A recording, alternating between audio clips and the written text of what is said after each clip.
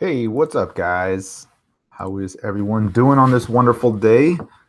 Let me pull up my charts and my screen here. You should see it coming up shortly. You probably don't see anything yet, so you're not missing it if you don't.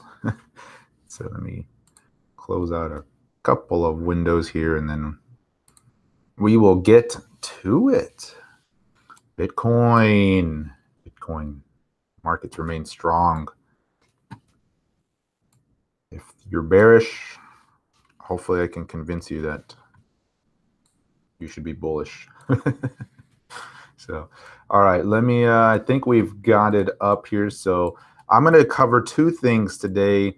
I'm going to do the charts review, of course, some quick market updates and all that. But first, I want to talk, it's going to be a little bit of an educational piece here, if you will, talking about stop losses and whipsaws and all of that fun stuff that comes with trading. And so we'll be doing that first. And so I will get to your questions regarding any particular charts or anything like that after this. So I want to cover this first here so we can, just help answer some questions, because it's unfortunately it's part of every market. It's never gonna, there is no trading system that will 100% avoid whipsaws and getting stopped out and all that. And it's comes with the territory, unfortunately, but there are some things to do to avoid it, to minimize it, to adjust.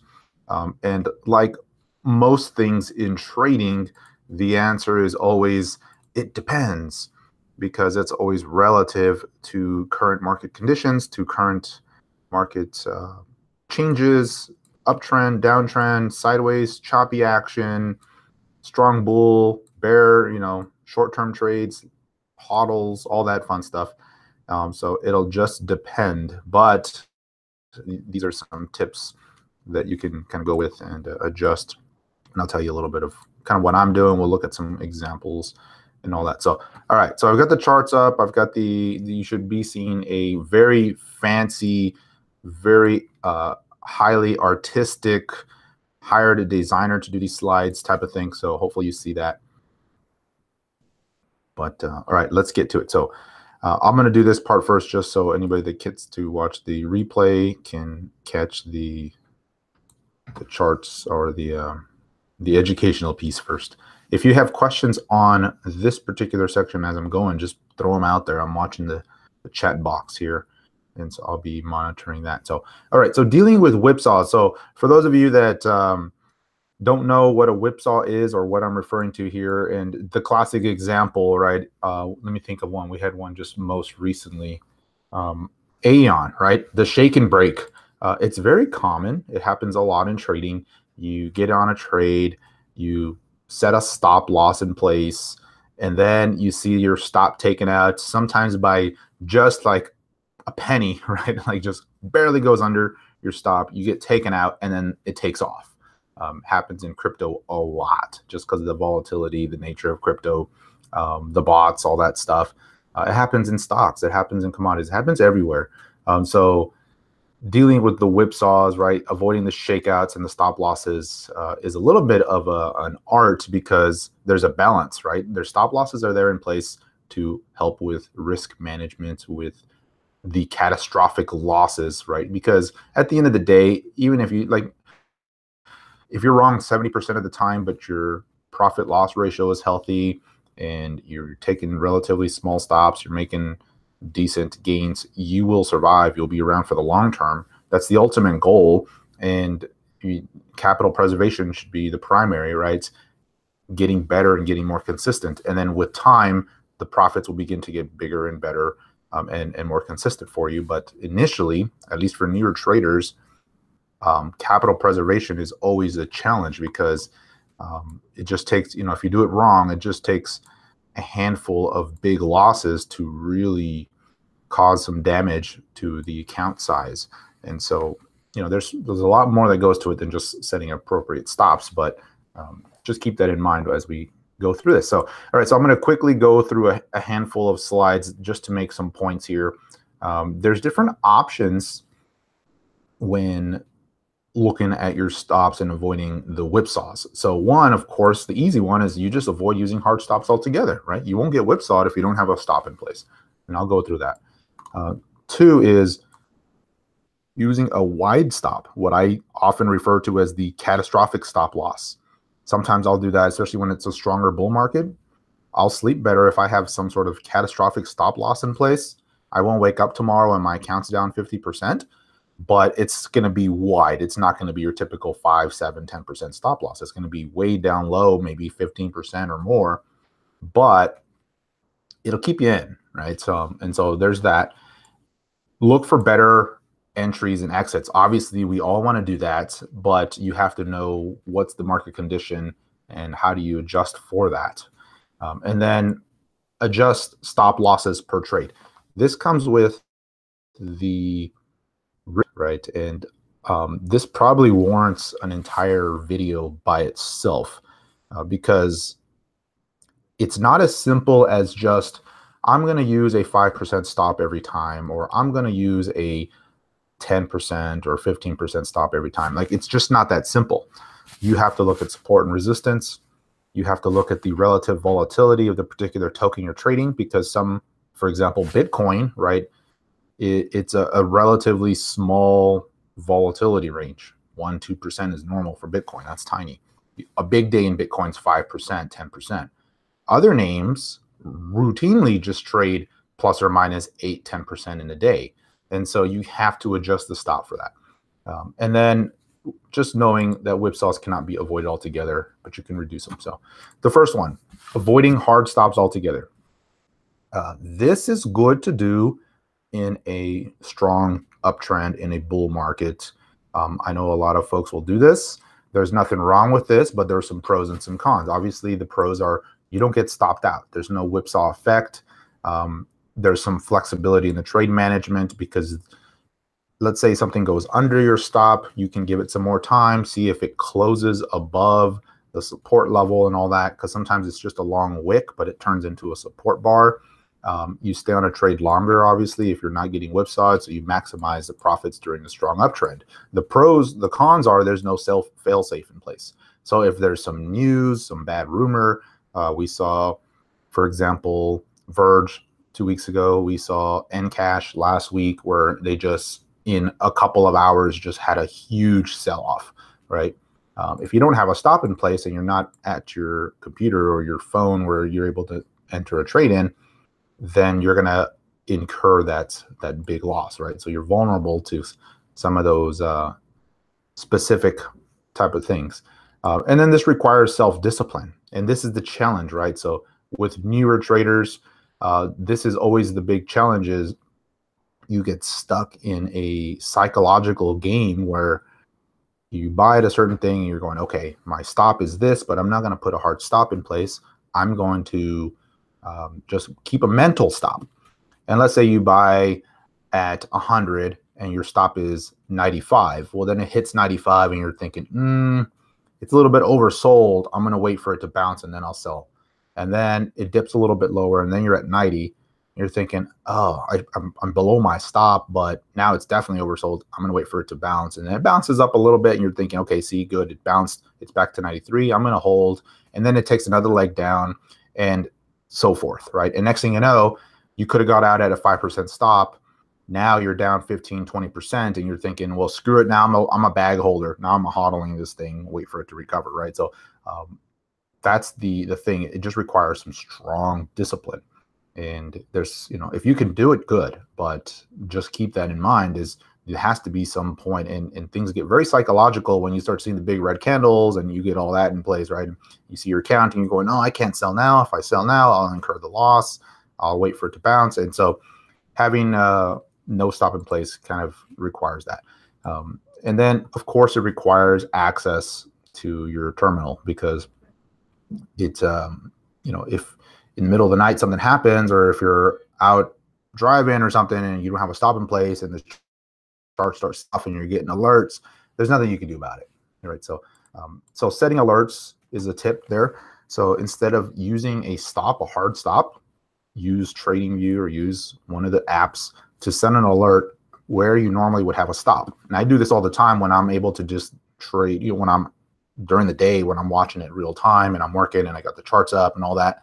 I'll just put alerts in place, and instead of actually getting stopped out, I'll hear the beep, and then I'll go look and I'll see, other things. Is it oversold? Is it just a quick reaction, a whipsaw, and then we're back up? And so those type of things will avoid getting stopped out.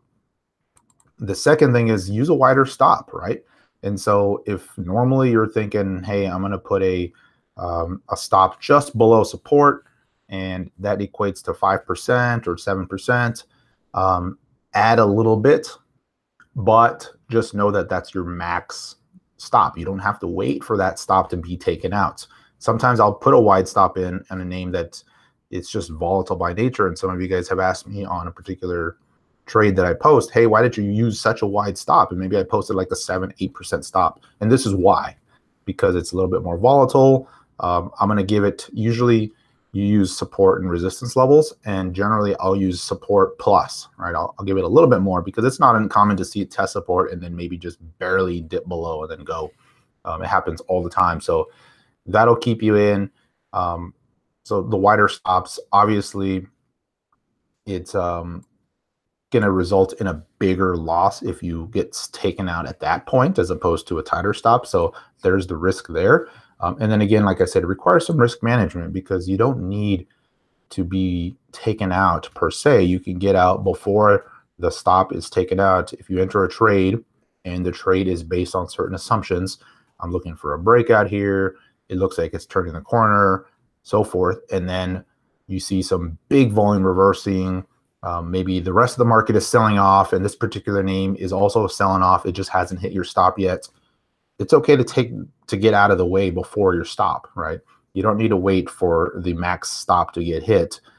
It's okay to close it out early, take a smaller stop or break even or even a small profit, and then just see how the market plays out. So you just have to manage it a little bit more, right? It's not going to be as automatic as keeping a tight stop in place. So the alternative too is use larger time frames. And so a lot of times you may set your stop on a 1 hour chart and you're thinking, okay, here's the 10 EMA, here's support and resistance. But then when you zoom out and you look at a daily chart or a 4 hour chart, you can see that a normal pullback would take it down much further than your stop. And so then you have a question to answer is, do I get in here or do I just wait for that potential inevitable pullback? Or am I just willing to give this that much room? And that's, there's no answer to that unless you appropriately decide for your own account, right? So if that translates into, well, I got to be able to give this guy 12% to the downside. And if I take a loss of 12% on this trade, that translates into a 5% loss for my total account. Is that acceptable to me? And if it's not, then just wait, buy on a dip, or make your position size smaller, right? And that's the other thing on risk management that I was talking about here, where adjusting the stop loss per trade. There's a lot of math that goes into that. You would do it. So you would look at what's this potential max stop loss, right? So if it's 15% or 20%, and that translates into a 5% hit to your total account, and that's too much, then you adjust the trade position so it's smaller. So you can still leave your stop at 20% or 15%, but now your trade size is smaller so that if you do get stopped out, it's, instead of being a 5% hit to your account, it's maybe a 2% or a 3%, right? And so you adjust your position size based on how wide of a stop, the risk reward ratio, all that stuff. So you could use wider stops. Sometimes it just means you got to use a smaller trade size. And then you can scale in if the trade starts to work and you start to, it looks like it's starting to run or it breaks out, then you can add to the position at that point. So setting wider stops is the one option. Then, of course, optimizing entries and exits. Everybody wants to do that. How do you do that? That's the challenge, right? And so getting in at a better price obviously allows for a tighter stop. Getting in near the lows of a pullback or pre-breakout, for example, using a power pivot something's turning the corner, hasn't officially broken out, but you're seeing the move start to take place. That's always good. On the second leg of a double bottom, or on the third, on the right shoulder of an inverted head and shoulders, that's always nice. At the bottom of a bull flag or a bull pennant, those are nice because you get in relatively early. Throwbacks are very common, so just understand that, right? We see the breakout and we're going, oh man, I'm going to buy this thing. And of course, anytime we enter a trade, the first thing we all want to happen is the trade goes higher, right? It's like common knowledge. It's like, hey, what happened? I just bought it and it's not going higher. What's going on here? So just remember, throwbacks are very common. And so sometimes you just got to wait and avoid chasing the breakouts and look for that pullback. So if you see the breakout, rather than buying it there initially, what you can do is you can put a buy order below the current price, right? So using like a fib level on a 5 minute or a 1 hour chart, where you can say, okay, a normal pullback here might be this, right? Also using the RSI on the 5 minutes. Many of you guys that have been with me for the last couple of months, I talk about this quite a bit. So let's look at an example here.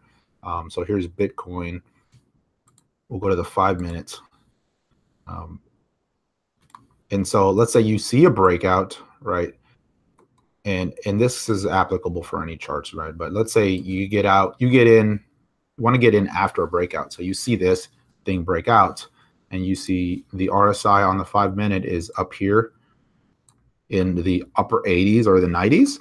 I don't buy that. That's just too high, too extended. And so even if the price is not necessarily going to come down, what you can do is you wait for that RSI to cool off and you buy at a more optimal price. Now this one just kept rising, right? So that's always the risk. But when you see the RSI cool off to the lower levels, that's where I like to get in, because your risk is lower at that point, near term, right? You're not going to get that quick shakeout. And so that's how I look for those. Here's another example. So BNB, for example, when that one was breaking out and setting up, right? It's had multiple like little legs and then pullbacks, legs and pullbacks. So, you saw this second leg and see it pop to the upside and you're thinking, oh, I got to jump in here. But look at the RSI, right? It's already way high on the 5 minutes. If you let this thing cool off, down here it starts to bottom out in the 30s, then these are optimal places to get in, because at that point you can set a relatively tight stop. And if it continues lower, which chances are it probably won't because it's already nearing oversold conditions on the 5 minutes, those tend to be good places to look at it, right? And so that's another way to do it, is instead of taking and you don't need to let the 5 minute cool off that much, but my point is, if you want to jump on something and the 5 minute RSI is like at 90 or over 80, just wait a little bit, right? I mean, let the RSI at least cool off a little bit. It'll give you a little bit more of an optimal entry on the trade there.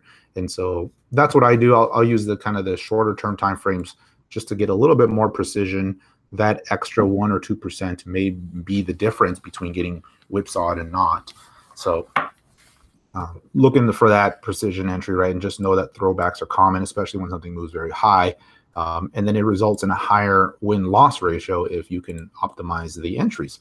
Obviously, the cons are it requires more patience, right? It requires really sitting on your hands. You see a breakout, you want to jump on it, and you just gotta wait. And sometimes you will miss some strong runs. Not everything has a throwback. And so you may see a breakout and then it just keeps going, right? And you're just like, oh, I thought there was going to be a pullback. Not every time.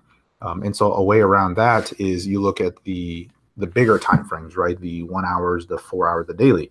If something breaks out and the daily RSI or the 4 hour RSI are here near the lows, there might not be a huge pullback, right? Versus if it's kind of here near the highs, you might see a little bit of profit taking. The traders may be saying, oh, this is overbought near term. So you may get a pullback. So it just it's all relative, right? But it's not uncommon, right? I mean, just look at Binance Coin. This is buying within the base. So this is kind of an optimal entry because you're buying before it officially breaks out. And so it gives you a little bit more room there. Same thing here, right? So like we were watching this ascending triangle pattern. And so buying the little pullbacks before the actual breakout just makes for a more optimal trade. If you're trading on the official pattern here, right, you're looking at this, you're not going to buy it until this thing clears resistance at $14. But This is a high probability pattern. So in this case, you're thinking, I'll start buying before it actually breaks out, once it starts showing signs of strength. And those are always good. And this thing's been flashing power pivots well before this thing broke out, right? You could see it here, you could see it here, you could see it here. I mean, it was just really setting up. So that's kind of optimizing the trade. And then getting out before you get stopped out. So getting out before you see reversal signs. So selling into strength when things are starting to get a little overheated. You just take money off the table as opposed to waiting for the trend to change. And so that's another way to optimize the exit. The con with that is you very often will get out too early. You'll leave money on the table. That just comes with territory. But if you're locking in a gain is a gain.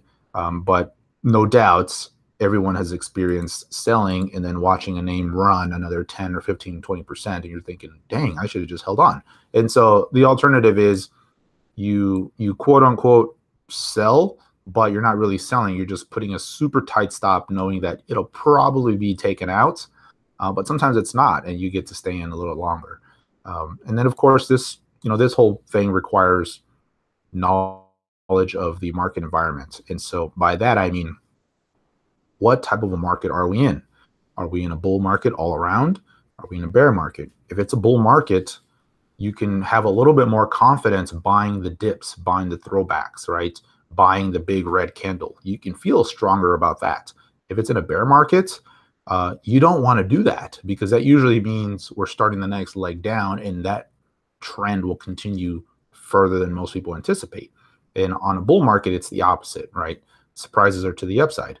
It means buying the dip, buying the support, buying a throwback to a moving average, to a trend line, looking at the 4-hour and the daily chart, kind of using the broader trends, and buying the dips, and then selling when those longer term time frames are a little bit overheated. But overheated means going a lot higher in a bull market than in a bear market. In a bear market, overheated may be RSI at 70, right? In a bull market, that could be RSI at 85 or 90. And so you have to just understand, like, what's the market condition. If it's a choppy sideways market, then either wider stops or just wait it out, don't trade altogether. And so avoid chasing the breakouts. During strong uptrends, buy the dips, sell into strength, and avoid waiting for reversal signals. And so finally, just adjusting the stop loss, right? Some of you guys have said, hey, I keep getting stopped out. This is frustrating. So adjust the stop, right? I'm not sure if you're just using a straight support and resistance zone, or if you're using a simple percent or a simple Satoshi level stop, meaning, I'm going to give it 5% every time, or if I'm trading Bitcoin, I'm going to give it $50, or, whatever it is. It's not that simple. So just remember that it always needs to be relative to the position size and the name that you're trading, because every name has different relative volatility. And so just adjust for that. And of course, the basic premise of stops is support and resistance. I mean, that's, at the end of the day, that is the most fundamental way to set a stop, right? And so if you're buying on a breakout, what's the most recent support? Then you can look for that and set your stop just below that. Support could also be a trend, right? So it doesn't have to be necessarily a price point. It could be a trend line. So support could be there. And so you have to figure out where's that stop and how do you do that. So let's look at another example here. For example, Dash, I entered here on this guy, and this was over the weekend, right? And this was a quick trade, unfortunately, but where was it here? 470, I think. What was it? 475, 40? Let me look at the Slack here. 475. All right, so I entered here from the USD pair because I had some cash, and so it was here at 475, and it was doing one of these. It looked like it was about to break out, and so jumped on it. But then I had my stop on the, I don't know where it went, but the BTC pair. So let me go to the BTC pair. And so here, right, the BTC was this 5.2 area, and that was the support level. And I was on Bittrex here, and so I said 5.2 is going to be kind of the max stop for me right now. And that's how I was doing it. It was a simple support resistance zone. There was a 4-hour 10 EMA coming in. If you looked at the 1 hour, you can see that it had that breakout, and then it had the throwback. It undercut the breakout, but it held support. It didn't quite get there. Now, this just as easily could have broke below, but that would have got me out either way, because my premise was, if this is a failed breakout, it should not undercut the base that it broke out from. Now, this is a small base on the 1 hour chart. I get that. But if it's a good breakout, it's okay to have a throwback, but if it undercuts the entire consolidation, that's usually a bad sign. So that's how I'll set the stop, right? The most recent support level. That also happened to correspond with a key moving average here on the 4 hour. And so there was a couple of levels to do that with, right? Now, if you wanted to, you could have said, I'm going to give this guy a much wider stop, and I'm going to go with the 10 EMA on the daily. That would have put you at around 5.0 instead of 5.2, right? So it's just, everyone has a different risk tolerance, and it just depends on your conviction about a particular trade. If the setup on the daily is this textbook perfect bull flag or ascending triangle pattern, or like the most beautiful cup and handle you've ever seen, then yeah, absolutely go off the daily chart, ride the trend as long as possible. If it's a short-term trade and you're basing it on a 1 hour chart or a 15-minute chart, then you got to play it a little bit tighter, right? So everything is just kind of relative to your strategy, to the type of trade you're looking to do, and what's the upside potential versus the downside and all that stuff. So that's it. Summary: whipsaws cannot be avoided 100%. Use support and resistance, but beyond that, adjust for market conditions, for the name of the trade. In bull markets like we are now, keep wider stops, or if you're comfortable, no stops at all. Just remember, use some good discipline there. And then in strong bull markets, buy within the dips or within the base, meaning pre-breakouts. And then, of course, adjust the stop size per trade. Don't just use a straight, simple percent every time. So that's it, guys. If you have any questions on that, let me know. Throw it out on either the Slack side or here in the chat box, and we'll get to it. So let's go take a look at the charts. And I'll come back to the slide there if you guys do have some questions. Let me see if I can adjust this a little bit more for you guys. All right, let me close this out. I didn't have CoinGee open, but all right, that's okay. We'll just do a few here. So, all right. So looking at BTC. So what's the overall market doing? Where are we going? It's been a nice couple of days. I took a little bit off the table here with this pullback. We'll see if this doesn't form a little bit double top on the 1 hour. There's a little bit of a divergence. So that's a risk right now that I'm watching. Let me zoom in just to show you a little bit more, right? We saw this big volume reversal here at 9,400, and I'm wondering, do we form a little bit of a double top near term? Now, keep in mind, this is a little double top, right? So it's not like it's the end of the world, but just things can start to cascade and roll in. If it is a double top, right, that's the level to be looking at. Then we would extend down. Then you're saying, okay, we might come back down to 9,100 or something. Does that translate into any kind of support here? Keep in mind, on the daily chart, the 10 EMA is now down at around 8,600. And so ideally, I'd like to see this thing pause a little bit before getting too much higher. On the upside, the level I'm watching here near term is this resistance around 95, 96.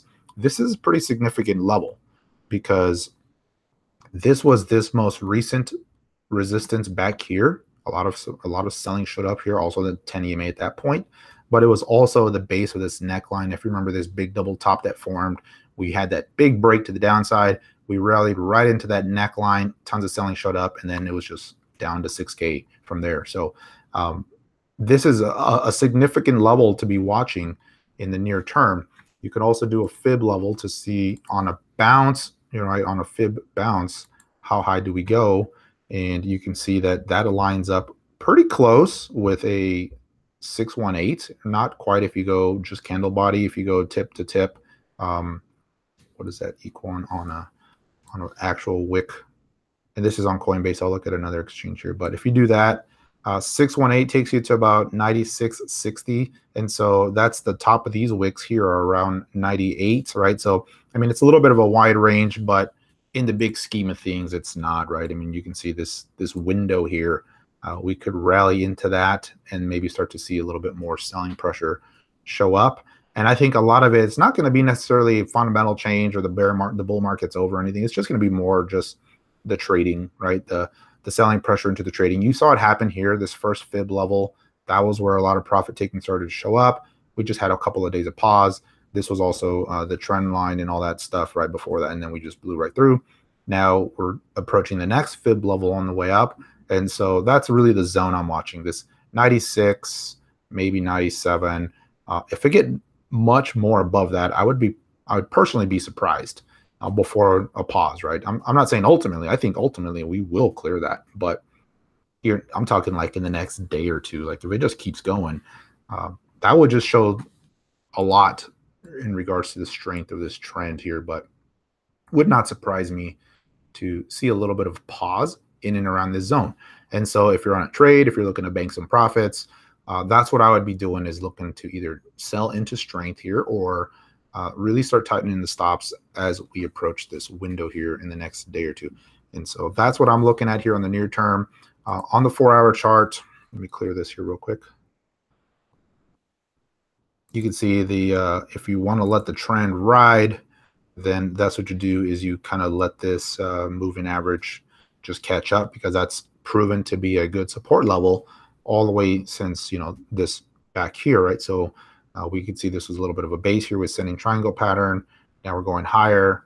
We could see a normal pullback take you down to around 91, 9200, and then just keep going. So it all depends on the time frame that you're looking at. I know a lot of traders, you know, other folks on YouTube and all that, routinely they're looking at 15-minute bars and 1-hour bars, and like that's the most, and they're just doing the quick flips, right? They're looking to bank $100, $200 on a trade, and then they're out. And that's fine. That's just that style of trading. If you're looking to ride the broader trend, then you give it a wider margin there. So that's BTC here. All in all, it's looking pretty good. There's a lot of bullishness starting to come back in the market. That's good. If you look at the RSI too on the daily, here's the other thing that I'm keeping an eye on. You know, it's starting to approach near the highs, right? We've kind of turned the full corner. Now we're in the bull zone, which is good. And it's kind of nice that played out as expected here, right? I was thinking, okay, we rallied, we pulled back. Remember, this rally paused right at 60. And last week in my videos, I was saying, you know, we should see a little bit of a pullback and then a breakthrough higher above 60, which would also correspond with a break above this trend line. And so that's all played out. And that's good, because that just lends to the bull case. That's, you know, in a bull market scenario, that's what I was looking for, you know, how I was looking for it to play out. And so far it's doing that. And it's marching very steadily. I like these little stair step pauses. That's why I'm saying if we go to 9,600, it'd be nice to see another little pause. And then, because this is very sustainable. This is just kind of slowly creeping up, and this is very nice. If we go too far too fast, just always makes me nervous. But, you know, we're recovering from a deep pullback, and usually that initial leg off the bottom is one of the strongest legs. That just tends to happen that way. You can see here, you know, back in February, this rally, that first leg off the bottom was pretty significant. I mean, that was massive, right? We went basically up to 10, 11K. So, you know, we could continue to see that, but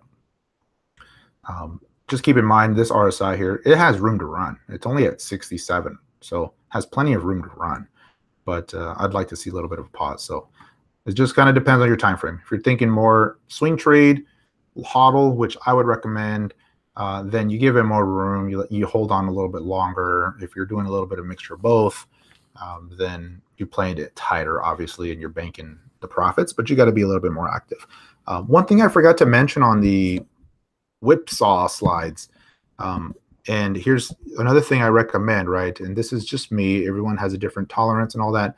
But back here, when we were at 6K and 7K, and you know, the alts, I believed had found bottom versus Bitcoin, and my long-term portfolio, my long-term hodl had been, you know, kind of like half cash, half Bitcoin. When I started seeing the bottom, it was mostly Bitcoin and the big names. But then as some of the other names started to rally, Cardano, ICX, all these names, then I started to shift more into some of those. And so now I'm probably about 30% BTC, the rest alts, because I believe the alts have bottom versus Bitcoin. And that's proven to be a good trade, right? EOS was one, for example, and some of those other names.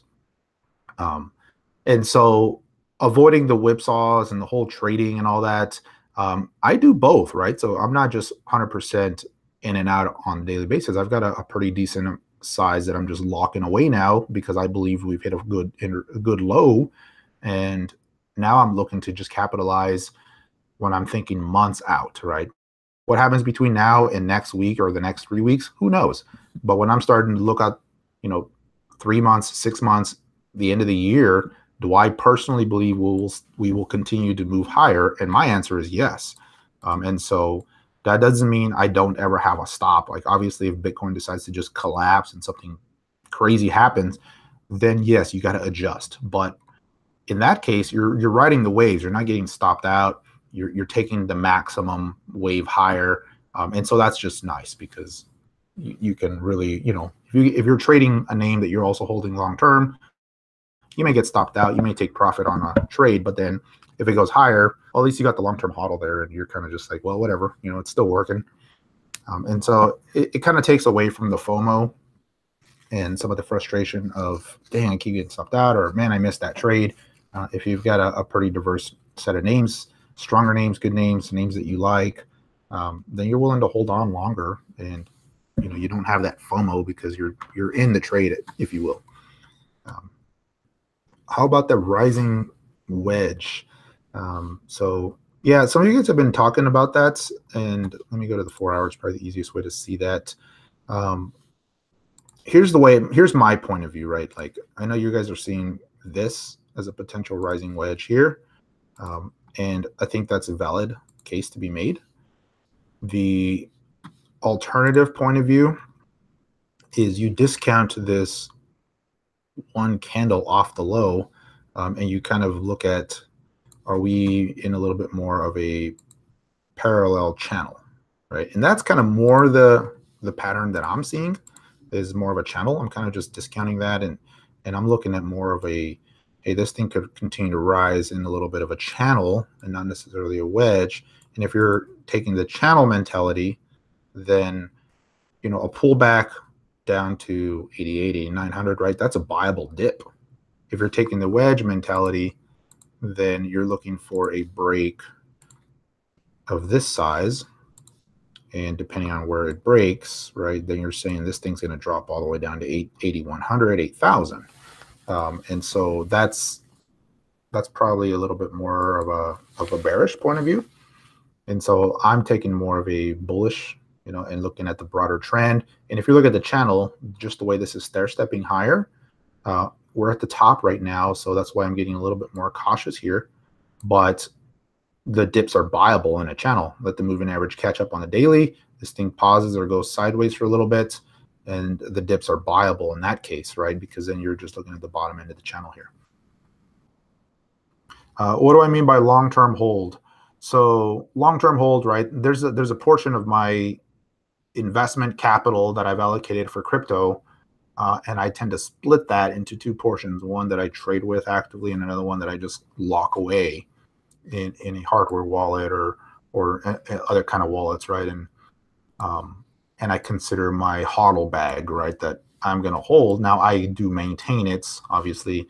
If I see a name that I'm liking setting up, I'll buy it. For example, ARK.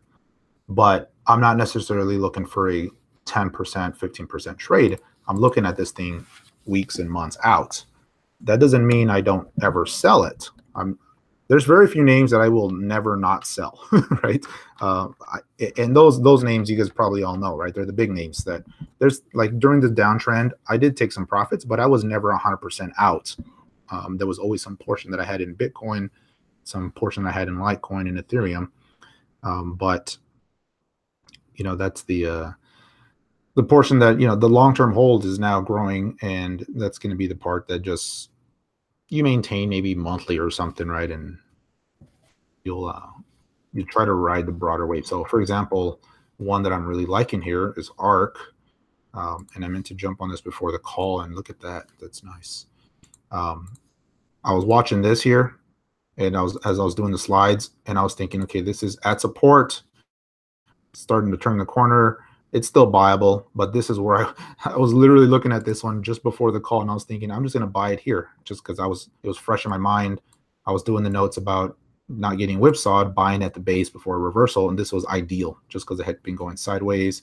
RSI had bottomed out, and it was just looking like the right place to buy it. If you go to the 4-hour chart, you can see this was right at the throwback point, right? It had the breakout, pulled back. That's where you buy it, because you're buying the dips. If you're anticipating the bull mode continues, it's still buyable here, but I'll probably jump on this right after the call. But I digress. The reason I was talking about this is if you go, let me go to Bittrex because this has more history. This is one I like for the long-term hodl, and I'm looking at this picture, right? I'm looking at the months. I'm going, this is setting up a huge pattern. It's about to break out. I know the project has some technical announcements and changes coming out. And so I'm not looking at capitalizing on the little, on the trading account I will, but I'm not looking at capitalizing on a little 15, 20%, 30% move. On this guy, I'm thinking this is a long-term hodl, and you take the 60, 70, 100% moves in the long-term hodl play, right? So that's kind of what I'm looking at. And that means potentially holding this thing through June or July or whatever, right? And so definitely looking at that one on the list here. Also on the trade side. So what percent in my long-term hodl trade right now? The hodl account had probably been down to about 30% here recently, but it's back up. And it's probably going to be closer to 50-50 now going forward. I'm really starting to just lock some away and just let things ride, but still doing the trading. So let me go back to this one. So just so you guys know, I'll probably jump on this one here if you're watching. Haven't posted it yet, but was one I was watching just before this call, and it looks like it's ready. So I'm really liking this one here. I might have to just jump on it real time here so I don't kick myself later. Don't go buy it, guys, because then it's going to really drive the price up for me. I'm just kidding. Oh, man. Hold on there. Let me see. I'm looking at something here on my other screen. And so, yeah, you gotta wait sometimes for the patience. You see a name you like, you see it breaking out, and then I know in crypto, like a couple of days seems like a long time, but give it a day or two, and it'll be just fine. So, all right, I'm going to jump on this one over here, and I'll post it later. So for those that are not on the call real time, sorry, you're going to probably get a little bit late information, but I'm going to go ahead and jump on this one here.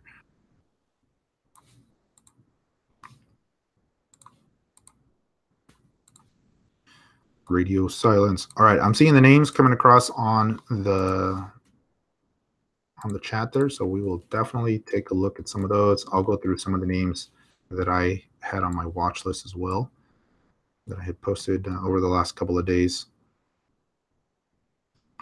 Let me see here. Here we go.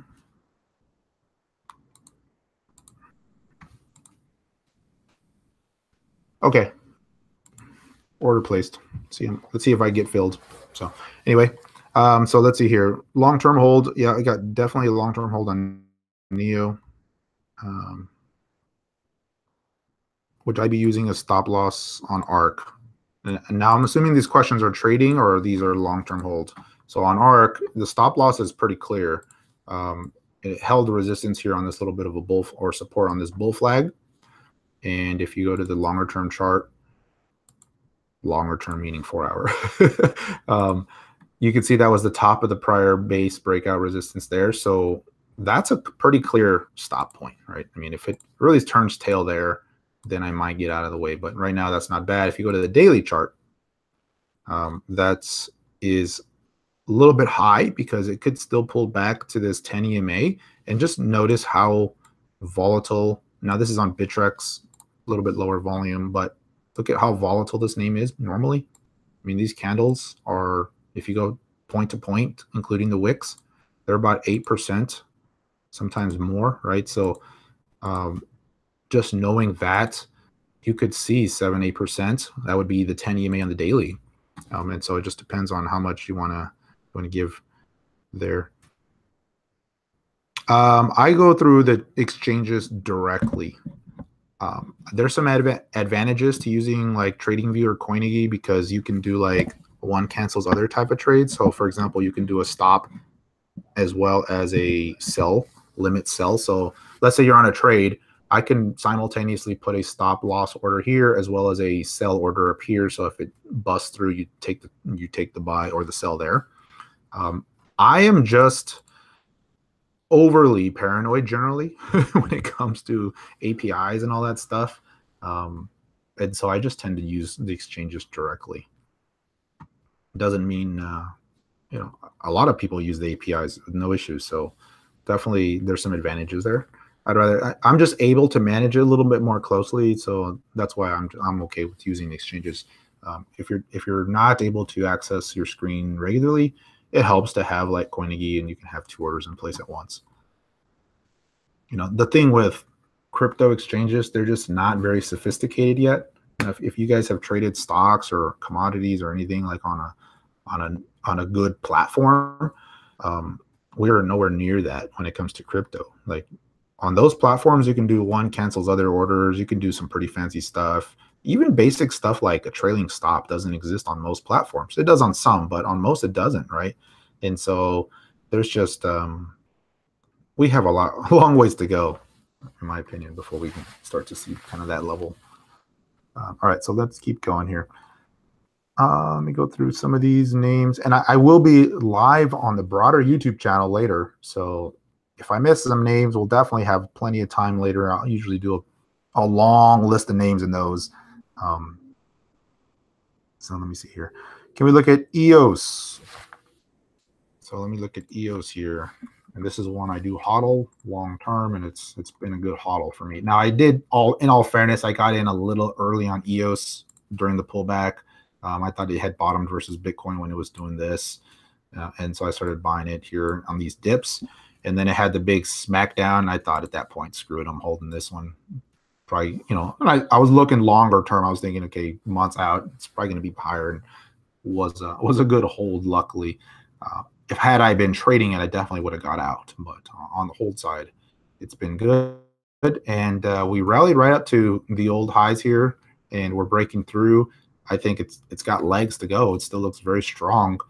Once you're in new high territory, yeah, you look at the RSI, but it doesn't carry as much weight because there's no more overhead resistance, and it could just continue to step and march higher, and the RSI could just kind of bounce around at the above 70 level.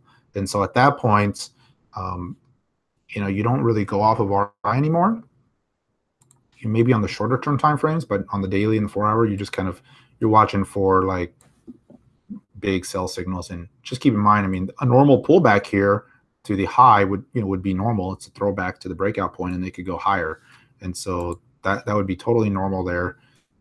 Not unusual to see that. So if you want to trade it, that's how I'd be looking at it, is a little bit of a pause, pullback to as we start to approach the breakout point and go from there. But it still looks good. I think it's going to probably be one of the stronger names this year. So it's moving its way up the market cap.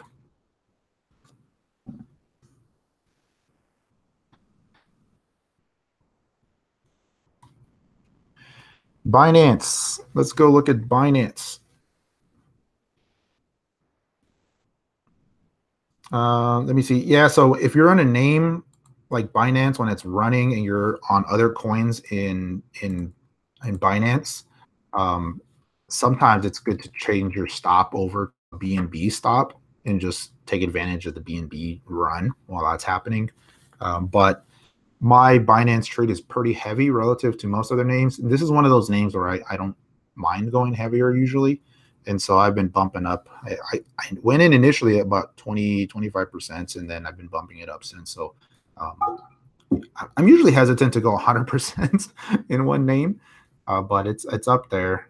But if you were, like, say you own in the 10% position or 5% position, then you could definitely look at other names versus BNB. For example, you could look at Neblio BNB and then set your stops versus this. So let's say you're looking at here and you're on a Neblio trade versus Bitcoin, but you're thinking, hey, if this Binance takes off, I want to jump on it. Then you can just set your stop to the BNB pair. Now, not all names have BNB pairs, but a lot of them do. Aeon is another one, right? So looking at that one, it's lagging BNB a little bit, but I was looking at it from the BTC side and kind of watching and looking at a potential bottom. So I'm willing to give this one some room. No big deal. Especially because Binance is running and there's going to be ebbs and flows along the way. It's not going to just go straight up. 16 is that first resistance point, but it's getting up there. Now that it's broken out, and just start looking at the daily chart. That's what I'm doing here. RSI, just watch this here on the daily chart, see how extended it gets from the moving average. But this is something I intend to hold a little bit, quote unquote, longer term. I mean, when it comes to trading, right? I'm not necessarily looking for a quick couple of hours one day. I'm looking for some stair stepping, try to stay with it as long as possible. I'm going to see how it acts going into that $16 mark. Now, at that point, I may trade around a core position and maybe take part of my position off the table there and move it into another name to see if this pauses and pulls back. And if it does, then jump back on it. The risk is always it just blows right there and keeps going, right? So, but it just depends on how big of a position you're holding. Let me see what else we got going on here. So go through some of the other ones here. Ontology, that was on the list here. Let's see how that one's looking today. And so I was keeping an eye on this one for a potential low to be put in, and it looks like it's doing that. This did provide a quick trade the other night. If you were watching, there was a little bit of an inverted head and shoulder, and you can see it basically rallied right up to this prior resistance there. And so it made for a nice little quick trade. You could have traded that for a quick, I think that was like 5-6%, right? 7% if you jumped in right before the breakout. But you can see it just basically gave it all back up, and then it bottomed out higher low though, so it's starting to really rally. Now it's breaking out, and I think once you start looking at that, the longer term time frame starts to look better. And I'm really liking this one. I'm thinking this is a good entry here. You're seeing some pocket or power pivots here, right? You're seeing that one there on the 4-hour. You're seeing another one here as it blows through this volume pump, moving very strongly off that moving average within the base before the breakout. And ideally, those are good entries, especially on a name like this that has had that strong run and looks like it's getting ready to run again. It's starting to clear this downtrend. If you look at the daily chart, it was forming a pretty nice, healthy bull flag here. And now it's looking like it wants to start taking off. So let me show that here. And I'll clear the little arrows there. But pretty good formation there on this chart. So I'm liking this one here. Just undercut the 10 EMA, no big deal. Looks like it's starting to get back up on a fib level. Didn't quite hold the 382 level. Looks like it finished out just above the 50, which I don't usually use. It's not an official fib number, but it is, it's not unusual to see the 50% retracement level hold. Sometimes you can see 50 is right there, so it's kind of right in the middle. But all in all, it's looking good, though. I like the pattern here. It's looking like it may have found a low. Looks like it wants to turn around and break out of this little bit of a bull flag here.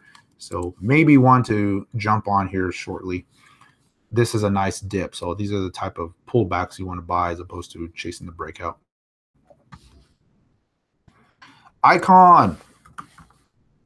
Looking at the ICX, another one that had that breakout is putting in a little bit of a throwback right now, right above that resistance point, now support. And so no big deal. On the 4-hour chart, it's holding this 10 EMA. So if you're not on it and you were looking to get on it, this was a nice secondary entry point, in my opinion. The daily chart looks really good. It's right up to resistance here. It's testing it. It formed a little bit of a cup and handle here. You can see this lower handle. Now it's starting to break out, and odds favor it's going to go higher past this prior high here from a couple of weeks ago. And so I'm still liking Icon there. Nano was on my hit list earlier this week. I still think it has room to run. again, this is one that's choppier, right? I mean, just look at, this is a 4-hour bar, 10% move there, 5% here. I mean, look at these couple of 4-hour bars. So much harder to trade these if you're doing tighter stops. On these type of trades, these are something you kind of hold for days, weeks, right? You kind of look at the broader trend, you look for these pullbacks, and then you just give it some room to run, right? Because a normal stop is going to just take you out. So you start looking at the broader time frames on these type of names because they tend to pump if they do move quickly.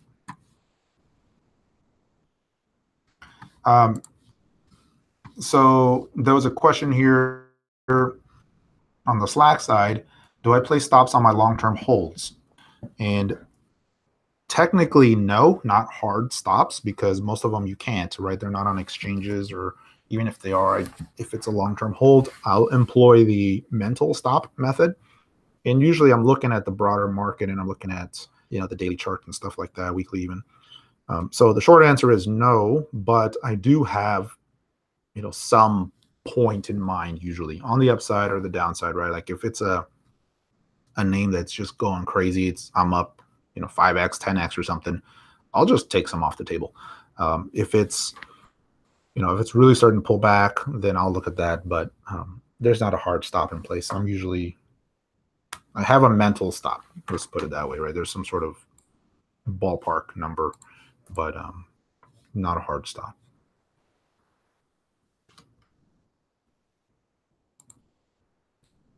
So let me go through some of the other ones here. The ETH, ZIL. I'm currently not looking at any ICOs. So I'm definitely not the expert on the latest hot ICO right now.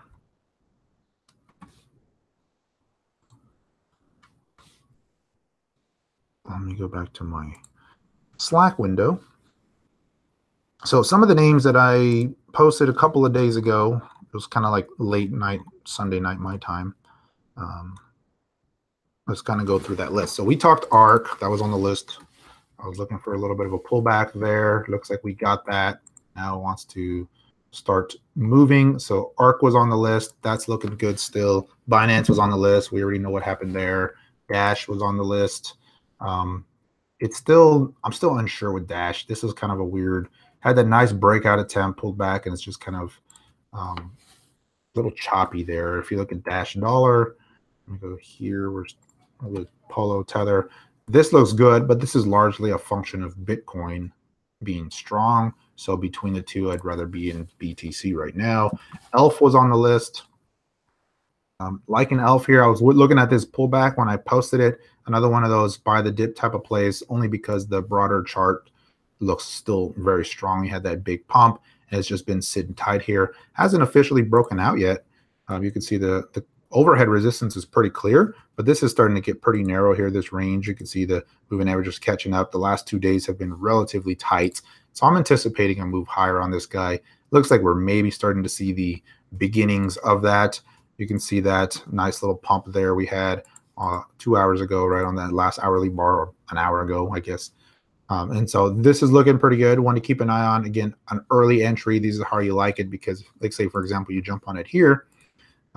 You can give it 3-4%. It's not that big of a deal, right? You're not giving it 10-12% stop. On the daily chart, that's also appropriate just because of how narrow this has gotten. But if you wanted to give it more room, then you give it down to the low end of this base on the daily chart, right? This little channel that it's in. Or you just wait for another pullback to the low end of the channel, and you take an entry there if you can get it, right? And that'd be another 10-12% lower. So definitely one on the watch list. It's still looking good, looking like it's setting up here. EOS was on the list just because I anticipated a breakout to new highs. That's already happening, and so EOS is looking pretty good. Ethereum Classic was on the list here. That one's looking pretty good. So looking at the ETC Bitcoin charts here, you can see we had a nice little run a couple of days ago, pulling in and just slowly moving higher.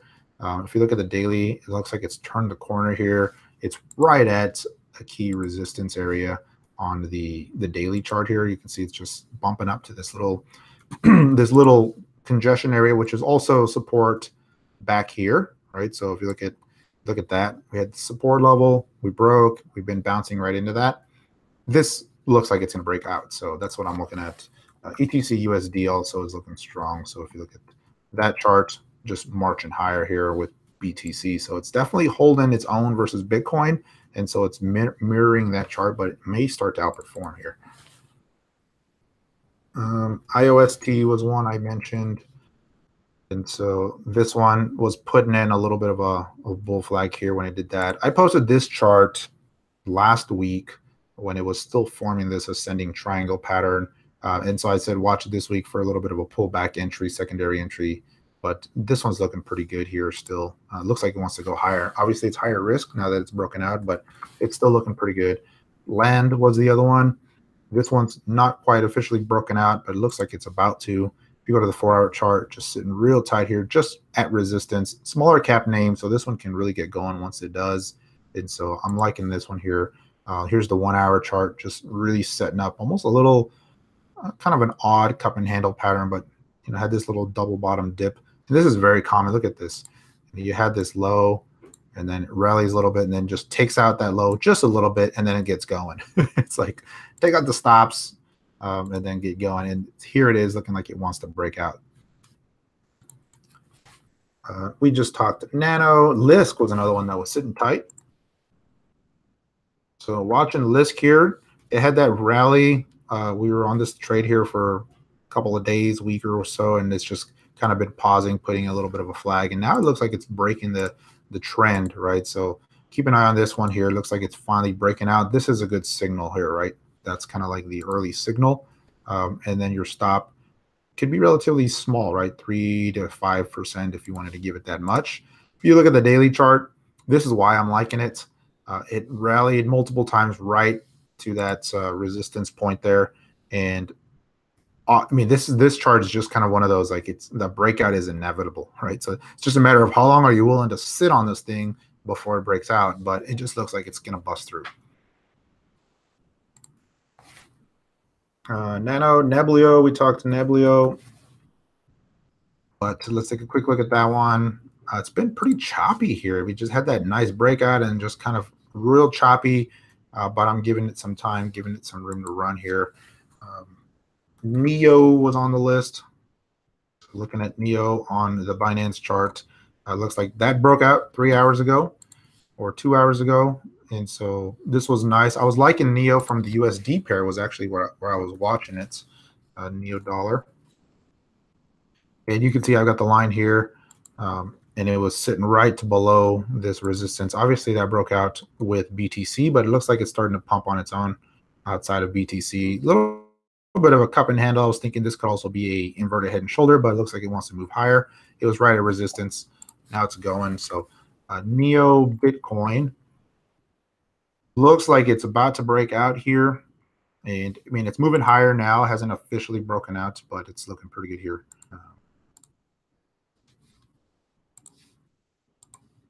So kind of watching that level there, but this is just stair stepping its way higher. RSI is right below 60. After rallying to 60, had that pullback. Looks like it wants to bust through. We talked ontology. Oh, proof of authority network is another one I was liking here. And this one looks like it's viable now. I was watching this one yesterday. I almost jumped on it on this little consolidation here. Looks like I probably should have. But I was watching this thing really tighten up, and I was thinking this thing's looking like it's ready to go. Now it's still viable. It's definitely within the base, but look at this buying volume starting to come in on the 4-hour chart. It's still very much within the base, and you're starting to see some good action here. It's been flashing some power pivots here within the base, and if you go to the daily chart, it's way before the breakout, just now getting back above the 10 EMA on the daily, and so this one looks good. Now this is another one you got to keep a wider stop on. So for example, just the bottom end of this daily candle is about 8% lower. The bottom end of this range that it's in is 13%. Looks like it's tested it already, so I probably won't see that again, but definitely buyable here. So POA is one to, I'd probably be jumping on this one right now. Power Ledger setting up. A breakout is imminent on this bad boy. Nice 4-hour pump here yesterday. This was really the level I was watching when I posted power on Sunday. I was looking at this setup, looking like it was about to bust through, and it did. So it's just a little bit of a secondary entry point, in my opinion. Good secondary entry after that big run. The 1 hour's caught up. Looks like it's ready to go again. Quantum. A little shakier. This one's been a little tougher to watch here, but it's, you know, it has the breakouts, has the pullbacks, shakeouts, breakouts. It's definitely been a tough one, but that's kind of the history of quantum. I've noticed it's just been a tough one, but on the daily chart is what I like. It's just this nice pause, had that little handle, and now it looks like it's breaking through the handle, and RSI is now entering that bull zone, looking like it wants to go higher. So from a longer term chart, this is another one where you gotta be willing to hold this one for, you know, a few days at least. Let this thing just kind of play out. Then it'll start to pick up momentum. But this one's looking good. Augur was one I posted. Smaller cap name, so these are harder to trade just because they're a little bit more volatile. But it was right at resistance here and was about to bust through. You can see this was kind of a longer term resistance that I was watching here, and had that big volume pump a few days ago, pause right back to the moving average, very light on the pause. Now it looks like it's going higher. If you go to the 4 hour, this was a nice little bit of a setup it was doing yesterday. It was getting real tight, real quiet, and even now it's just kind of barely edging out quietly, so it's still looking good. Wanchain. I was looking at this one as a potential pullback, pause to break new highs, and here it is. I mean, that's really it. So this was just a pause. You buy the dips. Remember what I was saying? You look for those dips to the moving average, and those are good secondary entries when something is in bull mode. Obviously, Wanchain's in bull mode. It's going to new high territory here, and so very nice, looking strong. Look at the last day or so, just straight green. But now it's kind of one of those. Do you chase it? Is it high risk here? Absolutely. You prefer to buy those dips. So you got to be willing to buy some of these dips, or when it starts to go flat, jump on those like that. Waves. Another one that's not quite broken out yet. Big volume. This is a good secondary entry following the break of this big falling wedge. Had that big run, pause, a little bit of a setup here. So it looks like it wants to finally get going again. That was a good little rest period for waves. And last one on my list, well, maybe not the last one. There was a couple more here, but 0x was one. Looks like it's finally breaking out. You can see it's just been sitting tight below here after a good run last week, and now it's starting to move higher again. And let's see, who else did I have on the list? I had a few more.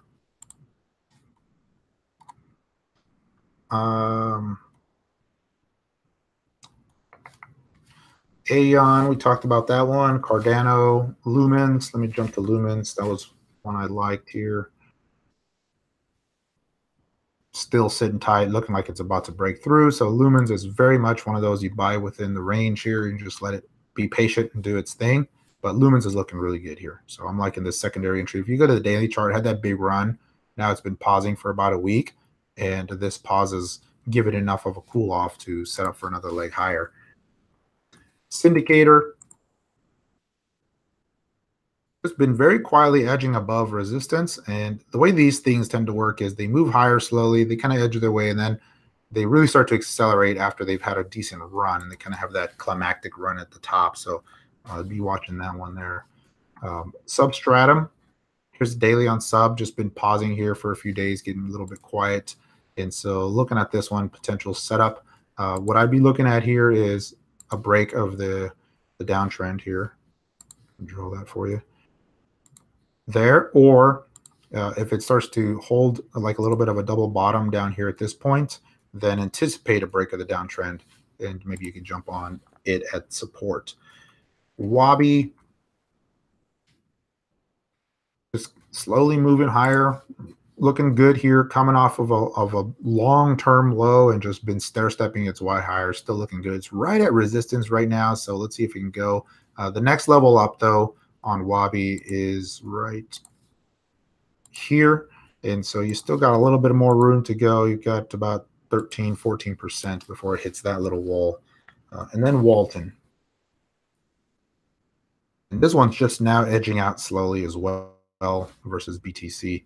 It's looking pretty good on the 4-hour chart. Nice little pauses and pullbacks, but still viable. Just now cleared resistance, and it's only, it's about 5% above, so not bad.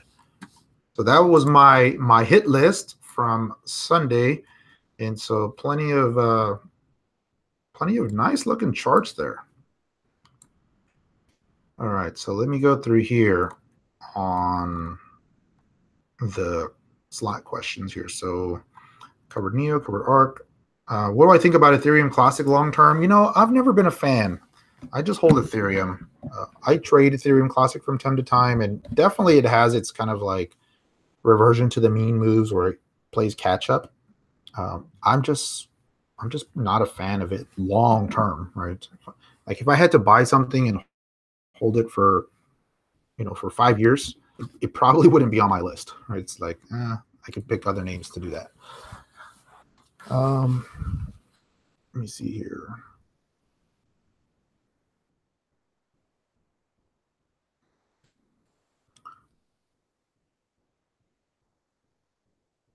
Oh, let me go through your questions. Sorry, guys. We didn't cover ETH. I'll look at ETH, ZIL. Any advice on gold and silver? I'm looking, again, gold and silver is one of those where I'm taking a longer term point of view, meaning I'm looking like the next 9 months plus, and I think it'll be higher. I'm hoping it'll be higher because I've made some big bets on it. Some long-term options and some other stuff that I'm doing there. Let me see. So we did NEO, Bluezell, Tron. Yeah, Tron was looking good yesterday. It looks like it broke out here. So, okay, let me go through a couple more of those names. So we covered IOST. We covered, we haven't covered Bluezell. This one's looking pretty good here. I know it's been set up. It had a nice strong run. So this looks like a nice secondary entry point right now on this daily chart. Just a pause, a little bit higher, gives you that throwback. So far, support's coming in at this moving average. You're seeing some selling pressure above here, but as long as that support holds, and again, this is a little bit more volatile name, so you got to be willing to give it some room. 7-8% is probably applicable here. Maybe a little tighter if you want to maybe do 5%. This is one I would rather buy the dips on and just keep it stopped. But right now, it looks like it wants to blow through. That's the clear line to watch here. So it's getting pretty close. ETH. So looking at ETH dollar first, just marching higher along with BTC. And if you go to the Bittrex, let's go to ETH BTC on Coinbase. So that one looks there, and just blew right through that. Paused right at that first zone and just still going higher, and just blew right through this resistance zone and just still looking good. Now it is getting, it's kind of gone from one extreme to the other here on this RSI, right? It's like gone from crazy oversold to now it's nearing some potentially overbought conditions. Not crazy for crypto, right? It's like 76 RSI, but it's getting there. Next level up to watch here, let me clear the line, is right here, right on the next zone on the resistance level. If you do a fib analysis on this too, you go peak to peak, you can see that 382 level is still way up here. So it could just keep marching to this next zone, which is going to be around that's basically the 8, the 0.08 level. So that's great. I mean, that's another 6-7% here. So it's been looking very good. I was watching this one more from the dollar level and looking at 280 was that first level that I was watching. Somebody asked me if there was more room. I said, yeah, I could probably go to 280s, 290s, and here we are at 700. So still looking good, but a lot of these names have just had that huge run. It's kind of like a pause is inevitable, right? Ideally a sideways pause, but it's inevitable. It's just a matter of when. Litecoin. Looking at the USD pair, just breaking out here. Next level resistance at 170. But let's look at it Litecoin versus BTC because I know it was lagging for a while, but it finally was seeing some life yesterday. If you go to the 1 hour, this is finally playing catch up a little bit. Right now, it's just putting in a little bit of a pennant pattern there. This one's just always so choppy versus BTC. It's like it does outperform and then it just sits tight. I think longer term, it will start to outperform. It's just had this big pause pullback. That's a pretty good low versus Bitcoin. Looks like it wants to start moving higher. So maybe doing something similar to ETH where it starts to outperform BTC here.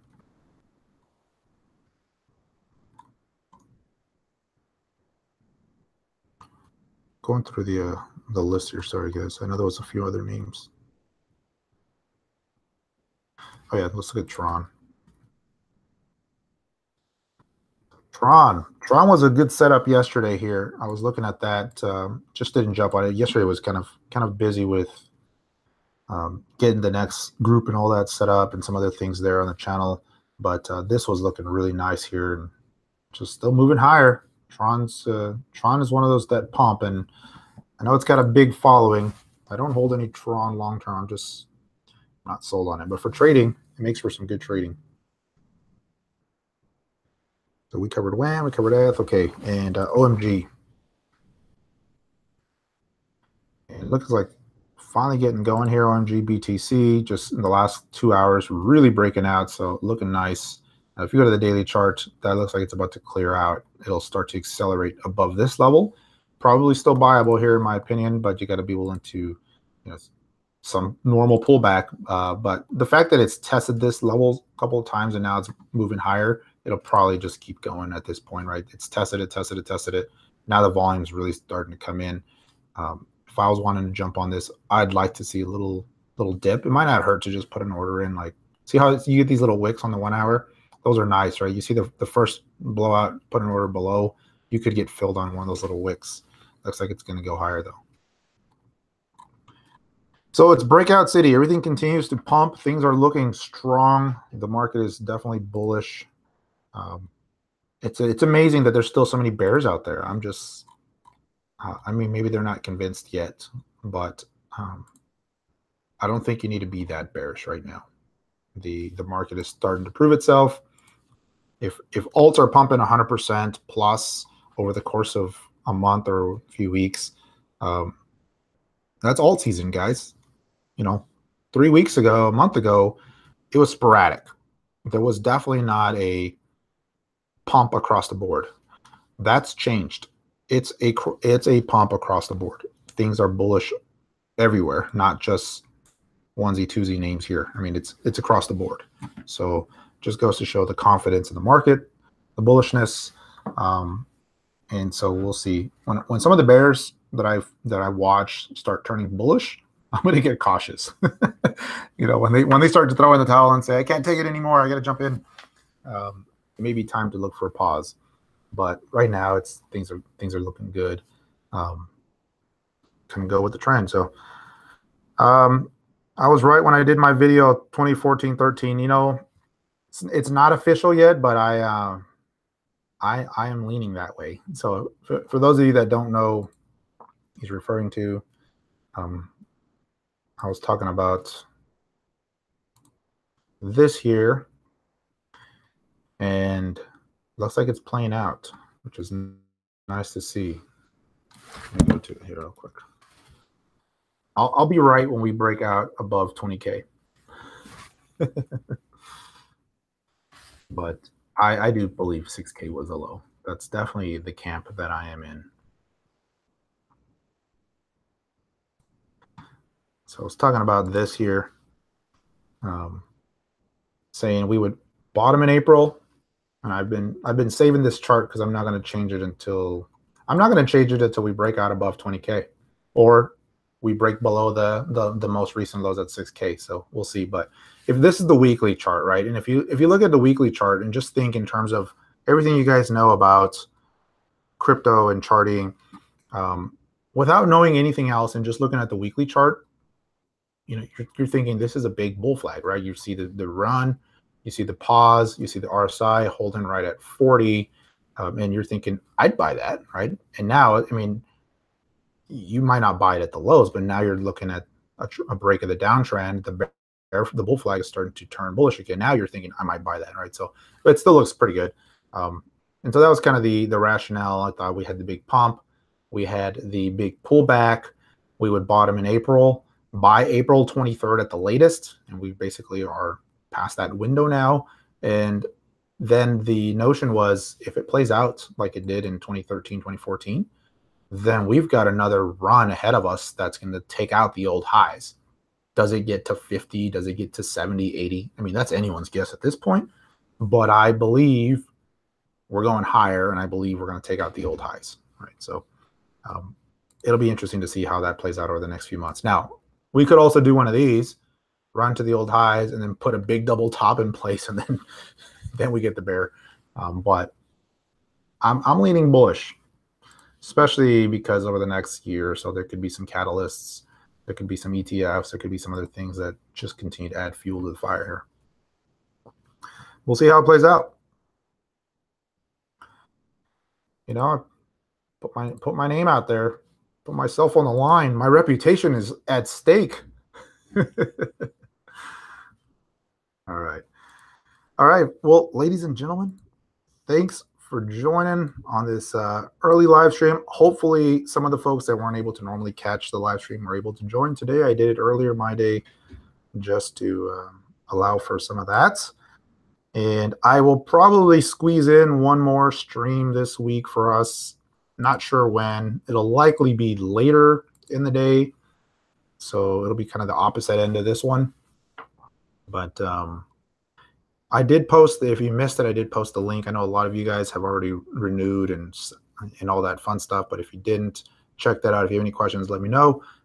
There's been some responses to that. So I got to get back to you if I haven't, but I have seen all the messages coming through. And so I will be on travel next week. I will be on a plane Monday night. So Monday will probably be pretty normal working day for the first half of the day, and then flying to LA.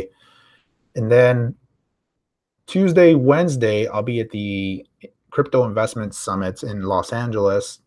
And so I'll be sporadic. I'll be largely offline those 2 days. And then during my off time, I'll probably be getting all the new folks added to the group and all that stuff. And so just be patient if you ask questions and all that stuff. I may be a little bit quieter for 2 days. I'll let you guys know how that goes, though. I'll be taking some notes and seeing what the general consensus and any cool thoughts are. So, and I think that's it. So, all right, guys. If you want to look at some more charts and do some other things here, definitely join the broader live stream later today. It'll probably be on in about 2 hours or so. And I'll be posting that link here in a little bit. So thanks, everyone. Talk to you soon. Take care.